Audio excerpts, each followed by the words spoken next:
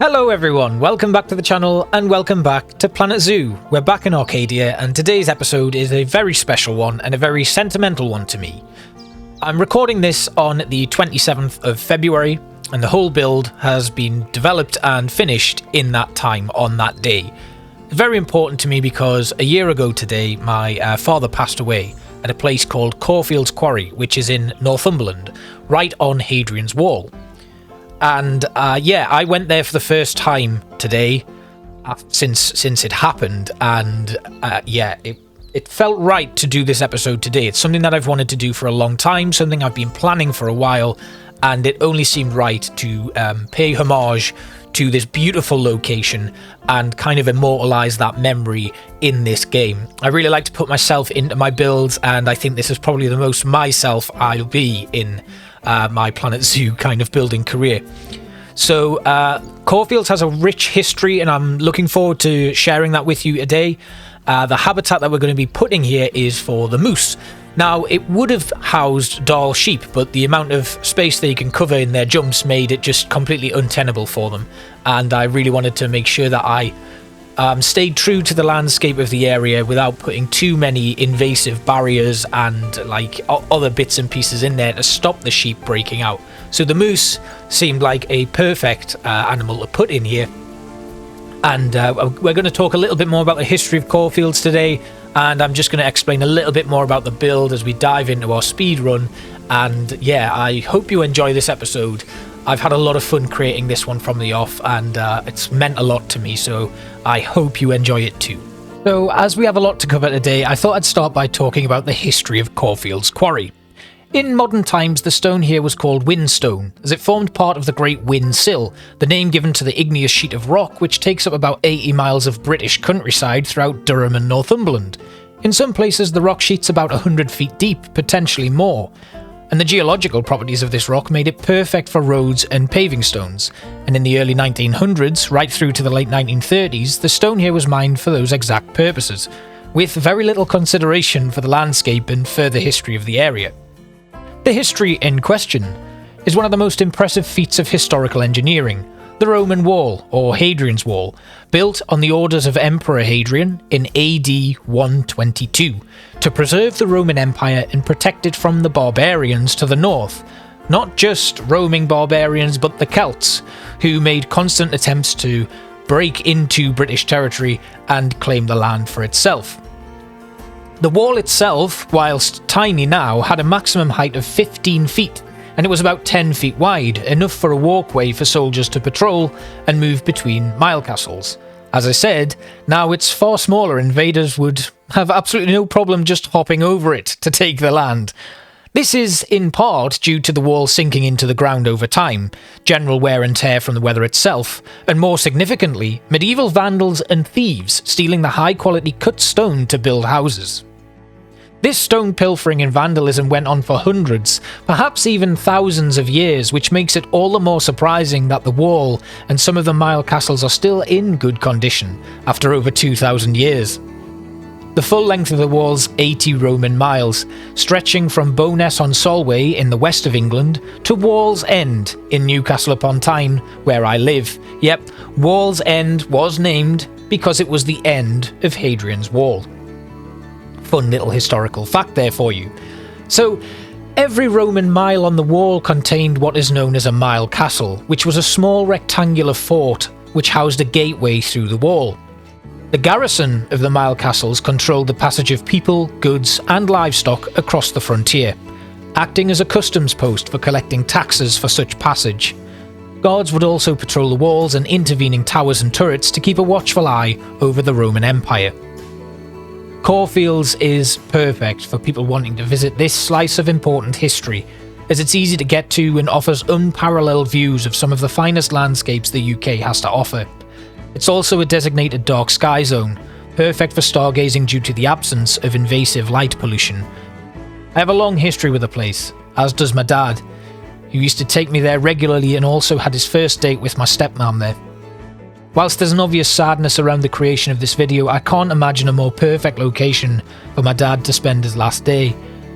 For the record, I'm really not creating this video to play the sympathy card. I'm building this to celebrate a life in an incredible location that is really close to my heart.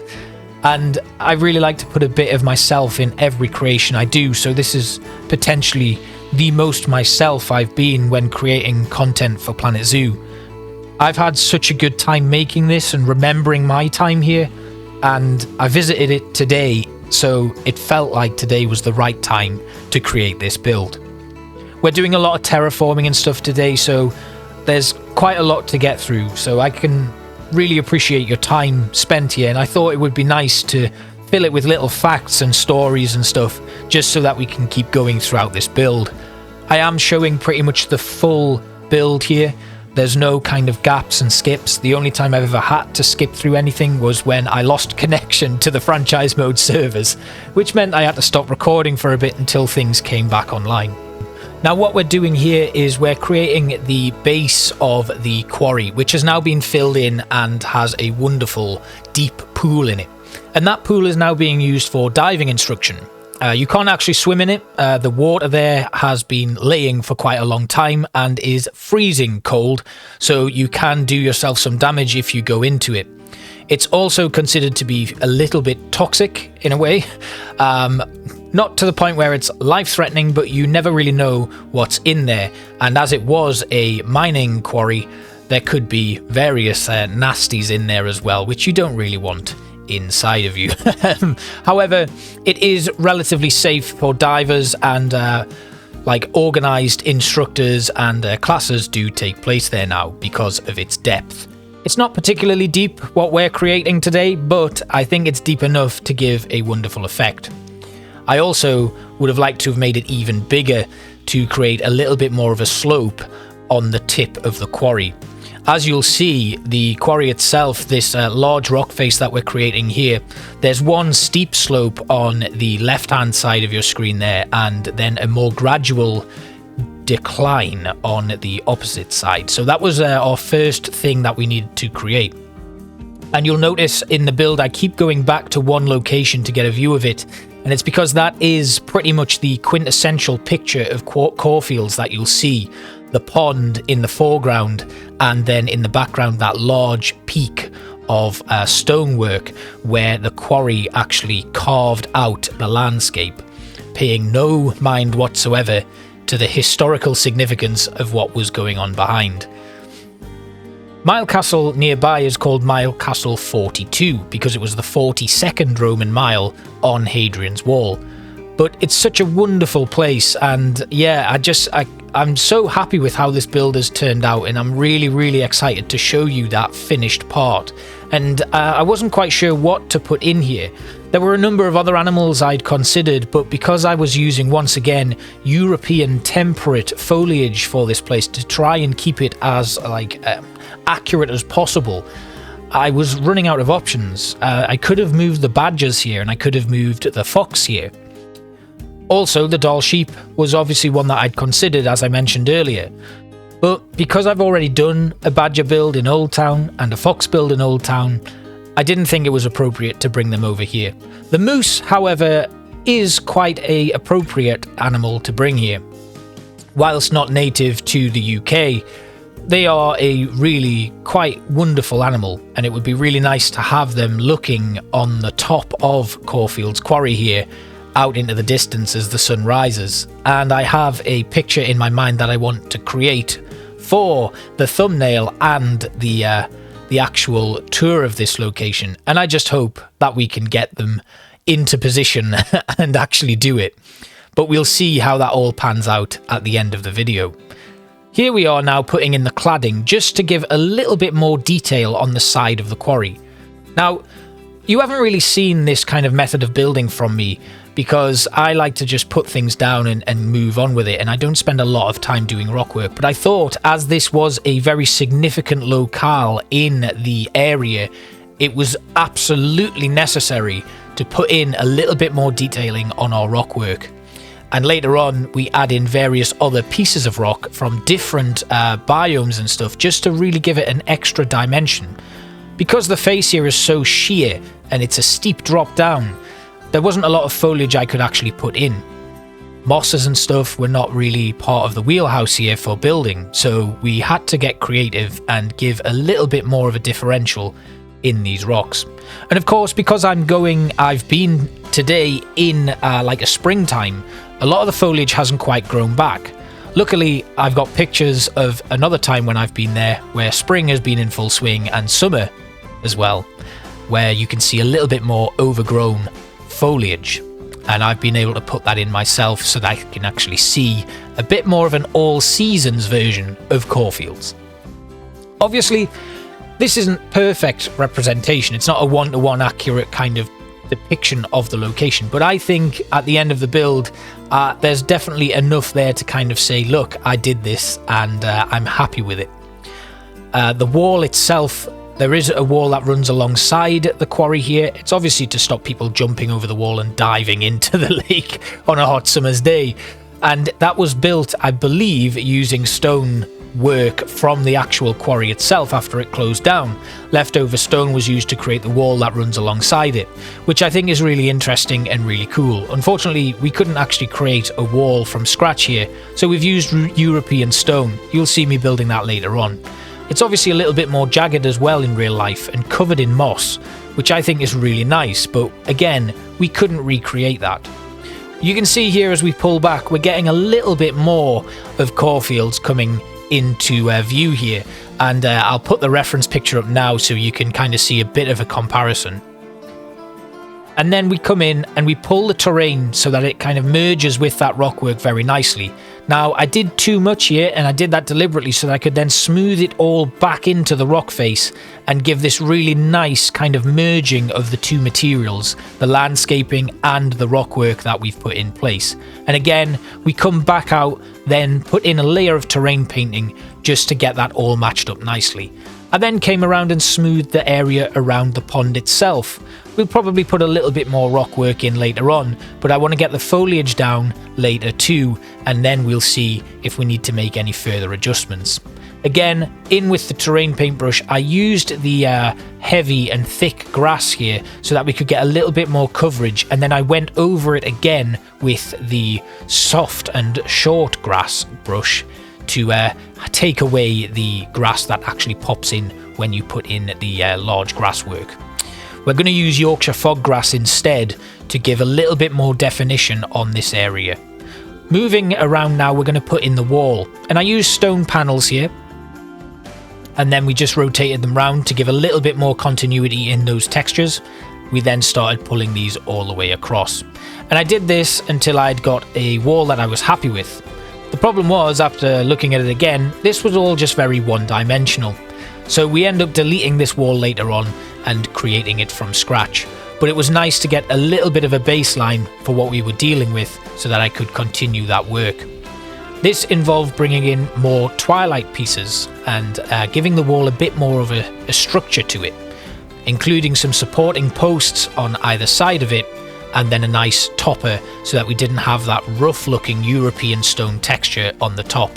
I always think it's nice when you're creating custom barriers like this to make sure that you're going that extra mile to really finish them all off. And I was really happy with the outcome on this, and it's definitely a wall that I may pull apart and move to another location in the zoo when I get more time to develop some further habitats.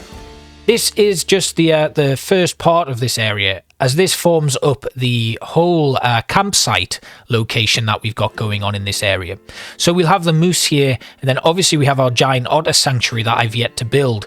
That will be built as part of the wetlands, as this area is actually a kind of thoroughfare going from the entrance area right into our wetlands biome. So we are going to need to finish this off at some point during this season.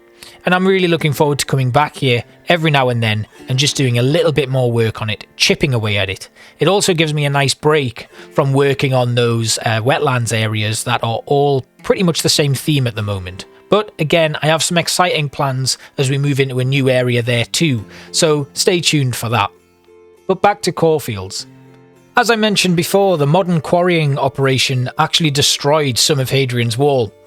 It started in the early 1900s, and there was actually a little steam engine, which was known locally as Tanky, that transported roadstone from the quarry to the railway sidings at Town Foot. And the actual kind of the stone was used to facilitate the road building nearby and a number of other different projects. So whilst it did kind of destroy some pretty historical items in the creation of it, it did service the future advancement of the location and the residing towns, which without it probably would have taken a lot longer to transport stone and other items from around the country. That is, of course, until English Heritage got involved and started better preserving these wonderful locations with funding from the government, National Lottery, and various other funding bodies. We're very grateful to them, especially around this area, for the preservation of local historical locations and stuff. It's just very... these areas would not exist without the investment from those places. Cawfields in particular has had quite a bit of investment over the years, as it's such a popular location, building like a new car park and toilets and stuff for the many visitors that come here every year. Hadrian's Wall is visited by about 100,000 people every year and is such a huge tourism pull that various locations along the wall have had so much investment and bring in such a large amount of money for the local economy. I actually worked in a town in the Lake District one summer called Hawkshead, which is where my sister moved to when she was 17. And the number of tourists that come through every year, you pretty much in summer, most of those villages can make enough money to last right through the harsh winter periods, which are considered off-season because there aren't a lot of people visiting at those times of years. But in the summer, they can make a lot of money from the tourist sector that there's enough to survive. And that sort of kind of like income and that impact on the economy is vital. So without the investment of other kind of funding bodies, these areas would not be able to be maintained and looked after in the way that they are. You've got to remember that despite the fact that these are popular areas, they're still very, very much out in the middle of nowhere. And whilst they're popular with locals and people who can drive, and Cawfields is a very good location as it's very easy to get to, there are other parts of the Roman wall that are a little bit more difficult, only accessible by walking and camping overnight. You can actually walk the length of Hadrian's Wall, which is really cool. There's a number of campsites along the way, pretty much modern mile castles, I guess, where people can stay over, food, fuel, and then move on with their journey. Over here, we're putting in a row of trees. And it was just to kind of give a little bit of a backdrop to this area here. On the other side, I haven't really decided what to do yet, but we've got to remember that this is actually backing out onto the wetlands area. I may continue the hills and carry on with the landscaping that's going on in that part of the zoo, but right now I have no plans for it. Putting in some common foxgloves again, just to add a pop of colour. And then the one thing I really like about the picture that I've used as a reference is that there's a large tree kind of leaning over into the pond almost. It's the only kind of really significant object on this side, so it was really important to get it right.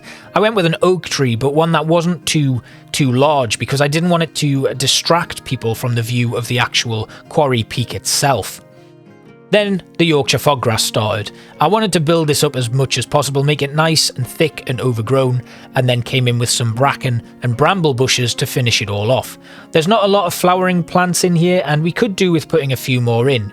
The other thing that we're quite lucky to have is the moose. You can have up to 100% foliage coverage in their habitats, so we can really go wild with the habitat creation here, putting in a load of foliage. You can see we're using the basic stuff that I always use in my European builds. Again, like I've already mentioned, bracken, brambles, and lady ferns. Carrying this on all the way around, just to give it a nice, fresh look that goes all the way around the barrier there. Then it was kind of working out what I was going to put in front of the peak of the quarry there. You can see it looks fairly boring, and that's when I made the decision to start using other parts of the rockwork. So we're bringing in mossy rocks and tropical rocks as well, because I feel like they give a nice contrast in comparison to the boring grey stonework. I could have used the faux rocks, but I decided not to.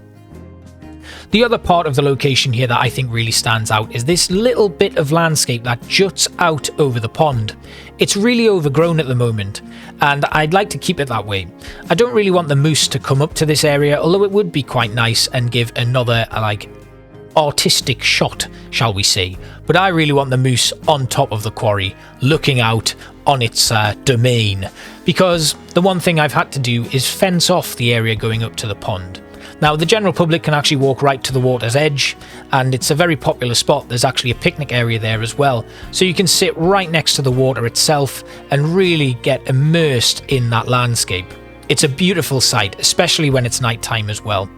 I sunk a beech tree right in just to give it this overgrown feel, and it looked really nice. It was pretty much what I was going for, so I was really happy with how that all turned out. And you can see we are once again coming back to make sure that we are looking at a really nice location and that that quarry peak is still there. Now, going back to my reference, I spotted a little tree on this side of the peak, so we had to put in a common ash tree and then fill it with bushwork and stuff just to really solidify that it has a purpose in the landscape. There is another tree to the right that I then put in as well. This isn't present in my original reference picture that I took on the day I went, but I discovered it in another picture that I found where I'm stood with my dad, and I will show that to you now. There it is. So it's really taking shape, and I wanted to put a few bushes and stuff around the foot of the peak there, just so that there was a little bit more dimension to it. And again, it's just using stuff like the common saltwort and coming in with some, oh, what are they again? I can't remember what they're called. You know the ones, I use them quite a lot. And then a couple of rose bushes as well, just to add a little bit of colour. And again, over at the base of this tree, we come in with the hawthorn bushes, there we go, that's what they're called, and a couple of Yorkshire foggrass pieces as well. Another reason why Cawfields Quarry is so famous is that it provides a wonderfully easy and scenic route to Sycamore Gap. Sycamore Gap is one of the most famous and most popular photographed spots in the Northumberland National Park, as right in the middle of it a sycamore tree grows in a dramatic dip, with Hadrian's Wall rising up on either side of it. If you've ever seen the 1991 film Robin Hood, Prince of Thieves starring Kevin Costner, you'll know that a very particular part of the film was created there, and ever since that film was released and became so popular, the location's been known as the Robin Hood tree. It's a wonderful walk though. There's two routes. You can take a slightly more leisurely stroll along the foot of it, or you can walk along the Hadrian's Wall portion of it. It's a bit steeper, but it offers much better views and a really, really nice kind of walk along to the sycamore tree, where most people will sit and have a picnic and take a very popular and frequently photographed shot by the tree before moving on to the second part of the walk. There's also a place nearby called the Twice Brewed Inn, which is a wonderful place to stay. My dad stayed there quite a few times. Again, it's another dark sky location where you can take like wonderful views of sometimes the Northern Lights from there as well. And there are also stargazing classes where you can get little bits of space rock given to you for taking part. It's a really nice location. I mean, all around this area is simply incredible. And if you ever do get a chance to visit this part of the UK, I'd thoroughly recommend doing everything you possibly can and definitely spending a few days here. Cawfields, like I've said, is very close to my heart, and it's starting to look more and more like it now. I'm coming in with some cattail reeds because whilst there's not a lot of foliage around this area, I think it would be really nice to introduce something here just to make it stand out, but at the same time trying to maintain the heritage of the location and keep it as accurate as possible. We're putting some Yorkshire foggrass in here just underneath the water level in this shallow area as well, just to add a little bit more of a dimension to it before that steep drop into the deep quarry itself. There are, like I've mentioned already, some picnic benches here that I'm not actually going to be putting in, as we're going to have to fence off this area to prevent our moose escaping. I'm going to put a few more in. We've got a male in here so far, but we're going to add some females for him.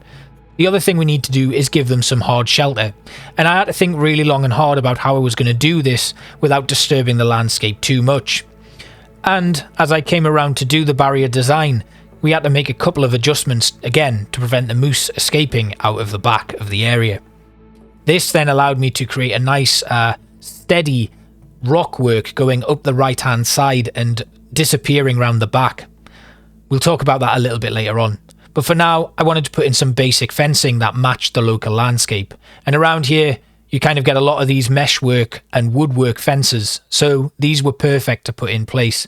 There is a staff area just behind here which we will need to finish off at a later date, because that's going to service more than one habitat. I thought it was best to just leave it while we focus on this area here. And you can see with the sun coming up though, it's starting to look really striking, which is exactly what I wanted to do.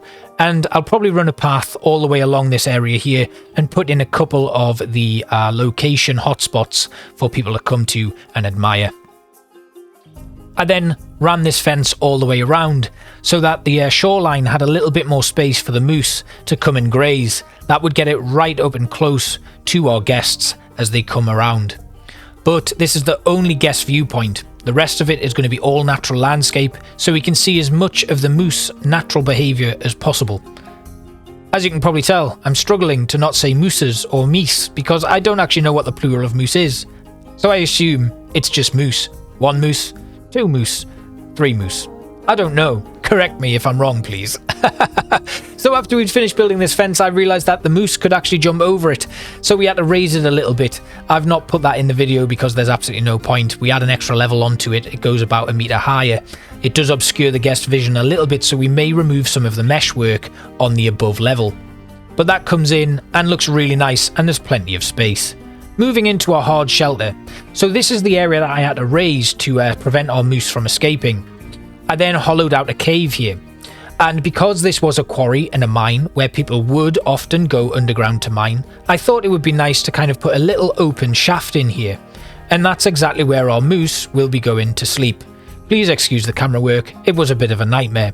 Once we'd hollowed it all out though, we put a little wood frame in and just made sure that the ground, well, the ceiling of the cave blended in a little bit nicer.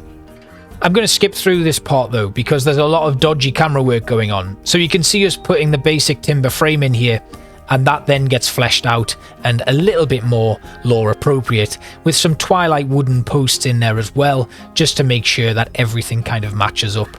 I'm not putting too much effort into this part of the build though because it's just simple. It's just got to add a little bit of structure to that cave system so that our moose can go through and find a place to sleep. I don't want the guests to be able to see this location either, so it just seemed like it was easy to quickly put something together and then flesh it all out later on.